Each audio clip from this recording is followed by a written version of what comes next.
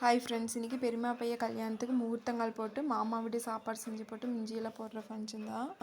மழை தூரிகிட்டே இருந்ததுனால காலையில் நேரத்தில் போக முடியல. நாங்கள் போகிறக்குள்ளே முகூர்த்தங்கால் போட்டு பின்னாங்கோயிலேருந்து உப்பு மாற்றி கொண்டு வந்தாங்க.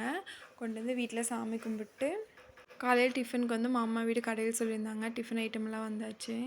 பாதி பேர் சாப்பிட்ட உடனே நல்ல நேரம் ஸ்டார்ட் ஆகிடுச்சு. சரி தண்ணி ஊற்றி விட்டுடலான்ட்டு நான் உட்கார வைக்கிறதுக்காக முக்காலி ஃபஸ்ட் டைம் போட்டாங்க. போட்டு அந்த அண்ணன் உட்காரக்கு அந்த முக்காலி கை பிடிக்கிற இடத்துல முக்காலி எடுத்துட்டாங்க. அந்த அண்ணன் கை பிடிக்க வந்தனாட்டி தெரிஞ்சிருச்சு அந்த அண்ணனுக்கு. அப்புறம் உழுகலை. அப்புறம் பொண்ணு மாப்பிள்ளை ட்ரெஸ்ஸு, பொண்ணுக்கு எடுத்த நகை, அப்புறம் மாங்கல்யம் அதெல்லாம் வச்சு சாமி கும்பிட்டாங்க. சரி தீக்ஷத்துக்கு செடியனுக்கு சாப்பாடு விட்டுறக்காக பக்கத்து காட்டில் மாட்டுக்கன்று கட்டியிருந்தாங்க.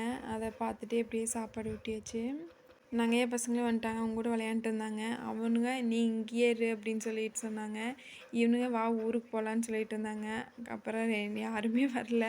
அப்புறம் நாங்களும் கிளம்பி வந்துட்டோம். வரல சரியான மழை. தீக்ஷித்து செல்லி 2 பேருமே தூங்கிட்டு இருந்தாங்க. அப்புறம் மழை விட்டது டீ குடிக்கலான்ட்டு இறங்குனாங்க. தீக்ஷித்து முழிச்சிட்டான். செல்லியும் தூங்குறான்னு சொல்லிட்டு வரலன்னு சொல்லிட்டு அப்புறம் அத்தையும் நீ ஒருத்தி இருக்கிறன்ட்டு வரலன்ட்டாங்க. தீக்ஷித் அவங்க அப்பா ரோடு இறங்கி போய் 60 ரூபா டைரி மில்க் 2 வாங்கிட்டு வந்துட்டான்.